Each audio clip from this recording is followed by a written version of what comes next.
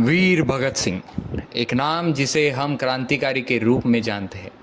लेकिन क्या आप जानते हैं कि उनका सबसे बड़ा वेपन ना बॉम्ब था ना पिस्टल, बल्कि उनका सबसे खतरनाक हथियार था उनका दिमाग, उनकी सोच और उनकी कोर्ट रूम रेबेलियन।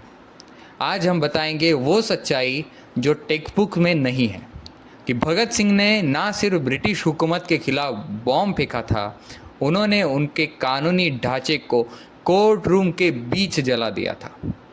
वो दिन था 8 अप्रैल 1929। भगत सिंह और बटुकेश्वर दत्त जी ने दिल्ली असेंबली में बॉम्ब फेंका। बॉम्ब किसी को मारने के लिए नहीं था, बल्कि बहरी अंग्रेज़ी हुकूमत के कान में झुंझुना देने वाला वो बॉम्ब उन्होंने एक आवाज़ के रूप में फेंका था, हुकूमत को जगाने के लिए। इनकलाब जिंदाबाद के नारे के साथ उन्होंने खुद को गिरफ्तार करवाया था।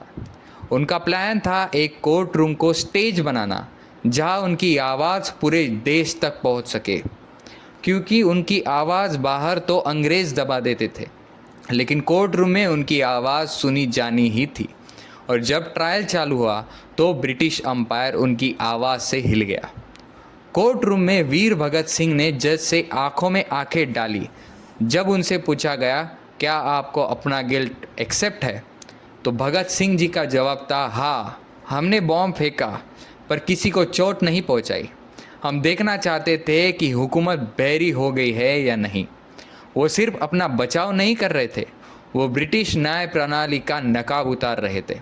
हर सवाल का जवाब लॉजिक, हिस्ट्री और आइडियोलॉजी से भरपूर होता था। वीर भगत सिंह जी ने कोर्ट में कहा, bomb and pistol do not make revolution, the sword of revolution is sharpen on the whetting stone of ideas. उन्होंने कार्ल मार्क्स, लेनिन और इंडियन इंडिपेंडेंस की मशाल एक साथ उठाई।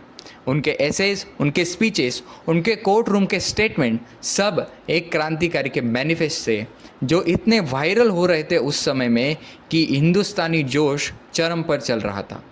ब्रिटिश हुकूमत सोच रही थी कि भगत सिंह का बॉम्ब उनका सबसे बड़ा थ्रेट था, लेकिन जब उन्होंने कोर्ट में उनकी बातें सुनी तो उन्हें समझ में आया कि असली धमाका उस दिन नहीं, असली धमाका आज कोर्ट रूम में हो रहा है।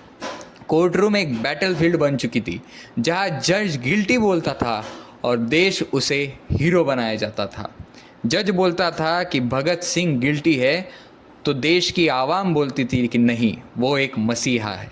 उन्होंने अपने एक ट्रायल को एक पॉलिटिकल मूवमेंट में तब्दील कर दिया था। वीर भगत सिंह जी के कोर्ट रूम रेबेलियन ने एक नई सोच को जन्म दिया। उन्होंने यूथ को बताया कि क्रांतिकारी होना सिर्फ बंदूक उठाना नहीं है, अपनी सोच से, अपनी बुद्धि से सिस्टम को हिला देना भी एक क्रांति है। आज भी जब हम भगत सिंह जी को याद करते हैं तो सिर्फ उनके बॉम्ब्स को नहीं, उनकी सोच को भी सलाम करना चाहिए। भगत सिंह जी ने कहा था, revolution is an ineligible right of Mankind. Court room में उनका हर शब्द एक गोली था और सोच एक क्रांति थी, और वो गोली और क्रांति चल रही थी ब्रिटिश हुकूमत की छाती पर।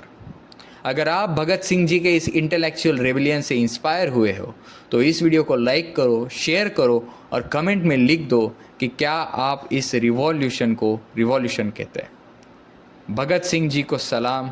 जय हिंद, जय भारत।